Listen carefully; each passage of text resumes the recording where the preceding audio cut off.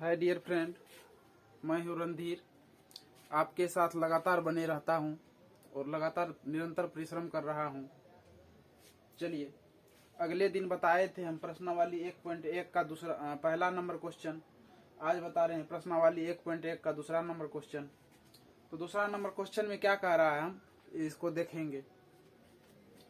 प्रश्नावली 1.1 का दूसरा नंबर कह रहा है, दर्शाइए कि कोई भी धनात्मक विषम पूर्णांक 6q+1 या 6q+3 या 6q+5 के रूप का होता है जहां q कोई पूर्णांक है। तो क्या करेंगे, कोई पूर्णांक है तो सबसे पहले हम क्या कर लेंगे, इसमें मान लेंगे। तो हल में हम जाएंगे, तो हल में क्या करेंगे, हल में मान लेंगे। माना कि धनात्मक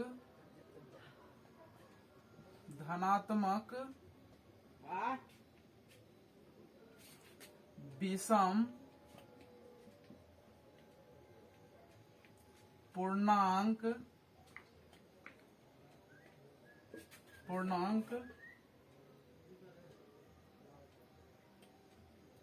बराबर a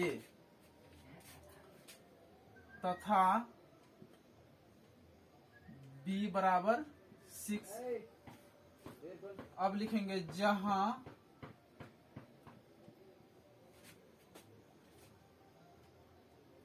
q और r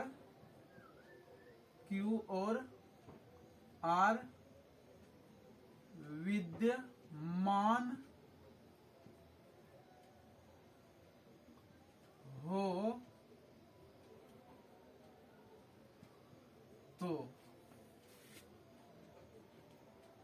तो धनात्मक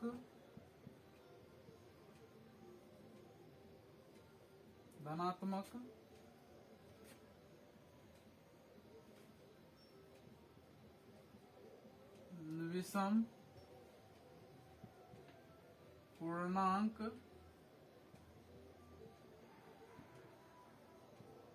संख्या के लिए r का संभावित मान बराबर 1, 3, 5। अब क्या हो जाएगा, यूक्लिड यहां लिखेंगे, यूक्लिड विभाजन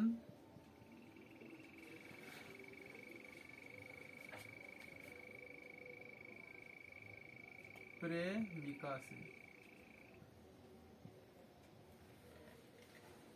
से क्या होता है, a बराबर होता है मेरा bq+r। ये मेरा सूत्र है।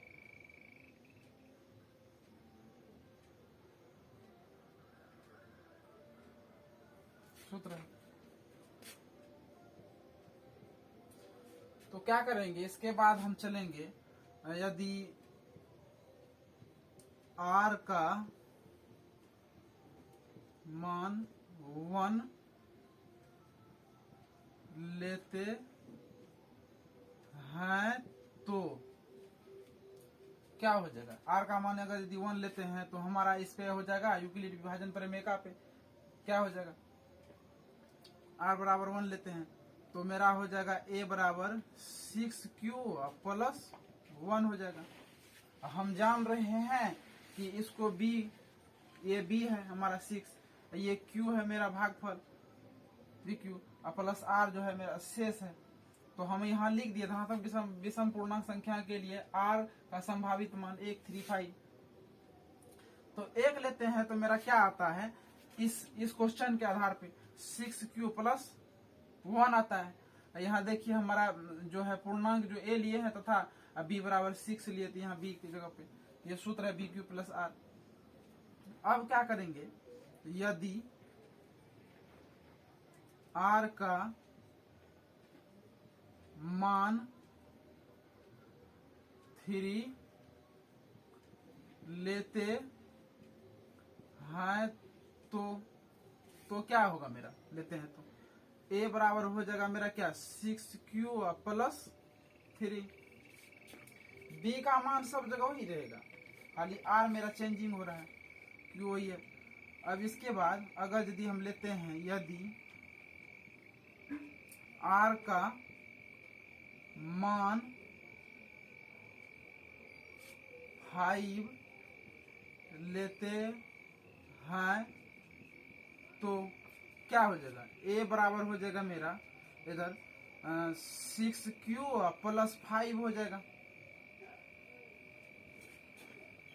अब मेरा 5 हो रहा है तो हम यहां लिख सकते हैं, अतः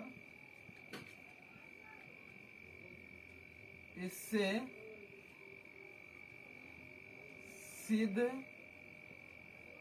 होता है कि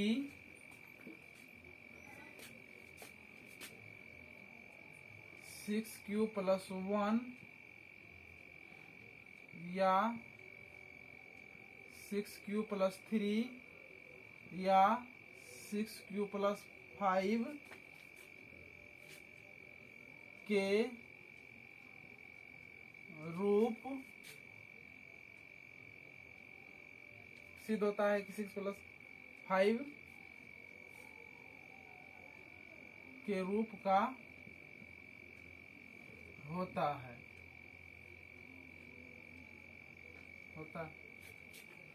यहां मेरा क्या हो गया, प्रूव हो गया। सिद्ध होता है कि धनात्मक, वो यहां छूट गया,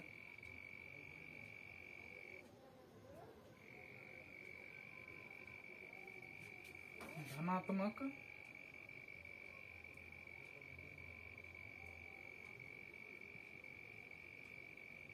विषम पूर्णांक 6q प्लस 1 या 6q प्लस 3। चलिए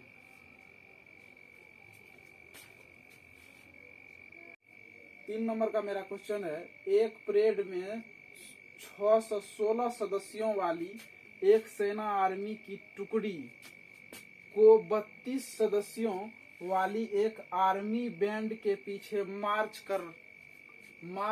करना है। मार्च करना मतलब होता है कि वही युद्ध करना, एक दूसरे से मार्च करना, वो जनवरी फरवरी वाला मार्च नहीं समझ जाइएगा। दोनों संख्या समूह को समान संख्या वाले स्तंभों में मार्च करना है। उन स्तंभों की अधिकतम संख्या क्या है जिसमें वे मार्च कर सकते हैं। तो क्या करेंगे, सबसे पहले हम इस सवाल में जो दिया हुआ है वो लिखेंगे, हल लिखेंगे। हल में क्या, हल का इंग्लिश होता है SOLUTION, सॉल्यूशन। हल मतलब ये हल जोतने वाला हल नहीं समझ जाइएगा, सॉल्यूशन वाला हल है। तो अब क्या होगा, इसमें सबसे पहले जो दिया हुआ है उसको हम पहले निकाल लेंगे उसमें से। तो दिया हुआ है एक परेड में 616 सदस्यों वाली एक सेना आर्मी की टुकड़ी को 32 सदस्यों वाली, तो लिख देंगे हम क्या,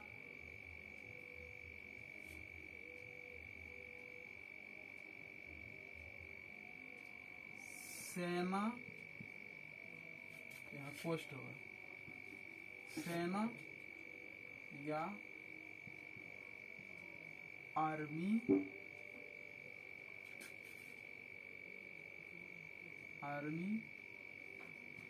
वाले सदस्यों की टुकड़ी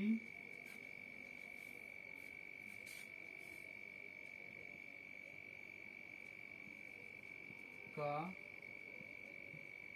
संख्या बराबर 616। अब क्या कर देंगे, ये लिख दिए। अब इसके बाद हम क्या लिखेंगे, आर्मी बैंड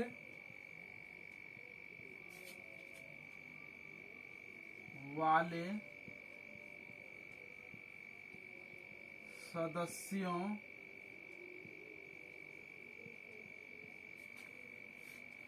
की संख्या बराबर 32। लिख दिए। ये मेरा क्या है, दिया हुआ है, दिया हुआ है।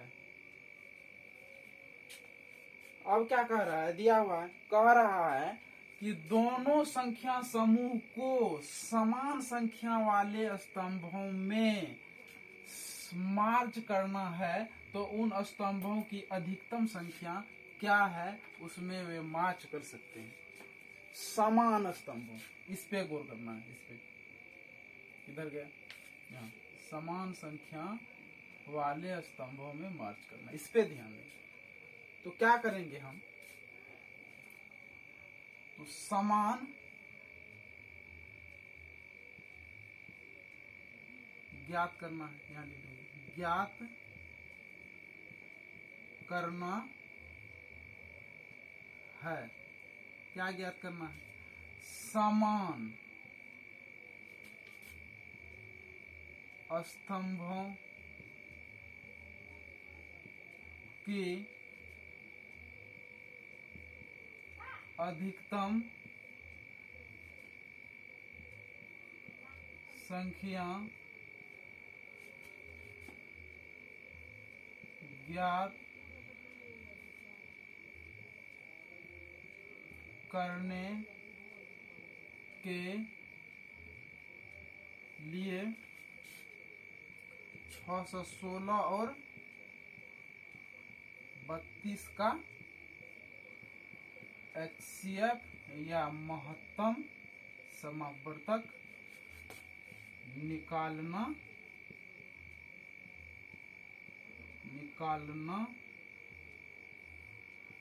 पड़ेगा।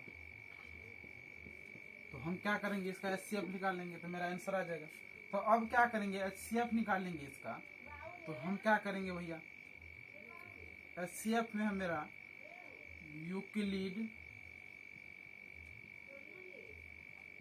विभाजन प्रेमिका का नियम से हम इसको HCF निकाल देते हैं। तो क्या हो जाएगा मेरा, A बराबर BQ प्लस R होता है। तो हम A मान लेते हैं इसको, ठीक। और B मेरा कितना आ जाएगा, B मेरा 1 मरते में लगेगा। इसके बाद हम 9 मरते में लगाएंगे। अगर यदि 1 मरते में लगाते हैं, इधर देख लीजिए 32, 2 मरते में ज्यादा हो जाएगा तो 1 मरते में लगाते हैं। तो क्या होता है, यहाँ 1 हो गया आपका,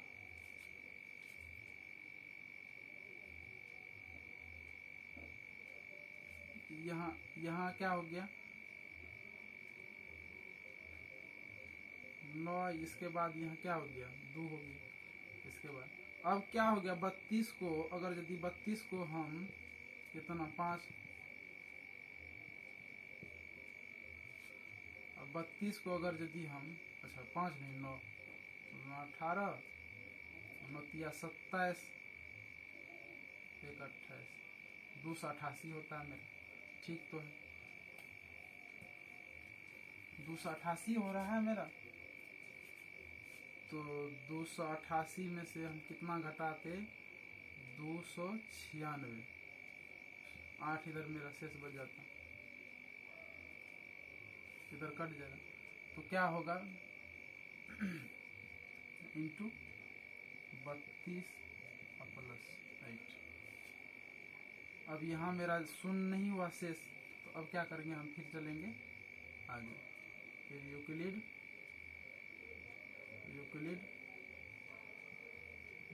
विभाजन से फिर क्या हो जाएगा मेरा, A बराबर होता है BQ प्लस R। तो A हम फिर किसको मान लेंगे, मेरा जो पहले B था उसको A बना लेंगे। अब शेष जो हो गया उसको क्या बना लेंगे, बी, तो 8 हो जाएगा। इधर कितना हो जाएगा 4 प्लस 0। अब यहाँ मेरा HCF निकल के आ जाएगा क्या 8, यही मेरा आंसर हो जाएगा। चलिए, समझने में कोई दिक्कत नहीं ना। चलिए ध्यान से देख लीजिए इसको, फिर हम इसको फिर सेकेंड स्टेप से सेकेंड मेथड से बताने का प्रयास करेंगे। हम सेकेंड मेथड से भी जल्दी से छाप लीजिए।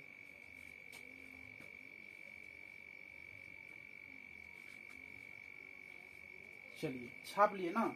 अब सेकेंड मेथड से हम इसको बता देते हैं। ये तो आपका फर्स्ट मेथड हो गया था, फर्स्ट मेथड। अब सेकेंड मेथड से हम इसको बता रहे हैं। घबराने की कोई बात नहीं है। मिटा देना इसको। चलिए मिटा देते हैं। अच्छा, ये सब ठीक वही रहेगा।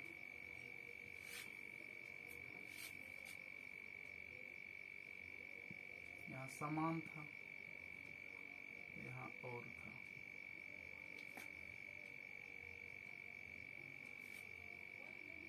यहाँ आर्मी लिखा हुआ था, यहाँ खाली हो जाएगा आपका सेकेंड मेथड। सेकेंड मेथड में हम HCF निकालेंगे, जो दोनों का वही निकलेगा, लेकिन HCF जो निकालेंगे हम कुछ अलग तरीका से निकालेंगे। दोनों का क्या करेंगे, हम अभाज्य गुणनखंड निकाल लेंगे।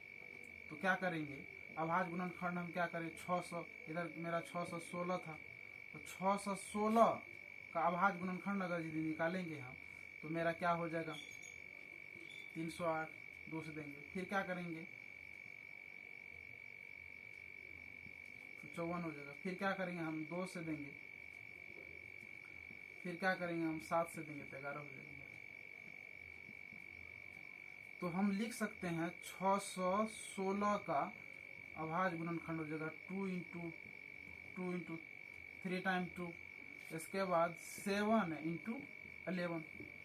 अब अगर यदि हम 32 का अभाज्य गुणनखंड निकालते हैं तो 16 हो जाता, फिर जब इसमें देते हैं तो 8 हो जाता, फिर जब उसमें देते हैं तो 4 हो जाता, फिर जब इसमें देते हैं तो मेरा अब लिख सकते हैं यहाँ 32 का जो है ना अभाज्य गुणनखंड हो जाएगा 2 into 2 into 2 into 2 into 2, 5 time 2 होगा। तो अब क्या करेंगे, HCF निकालने का तरीका होता है दोनों में जो कॉमन होगा, ये 2 1 2 आ रहा है कॉमन, फिर दूसरा 2 भी आ रहा है कॉमन, फिर तीसरा 2 भी आ रहा है कॉमन। अब इसके बाद मेरा कॉमन नहीं आ रहा, इधर 2 है लेकिन इधर खत्म हो गया, कॉमन नहीं आ रहा। तो हम क्या करेंगे, अब मेरा HCF अब जो कॉमन आ गया उसको क्रॉस कर देंगे, यहाँ लिख देंगे HCF बराबर 2 इंटू 2 इंटू 2, तो मेरा क्या हो जाएगा 8 आ जाएगा। 8 क्या हो जाएगा, मेरा आंसर हो जाएगा।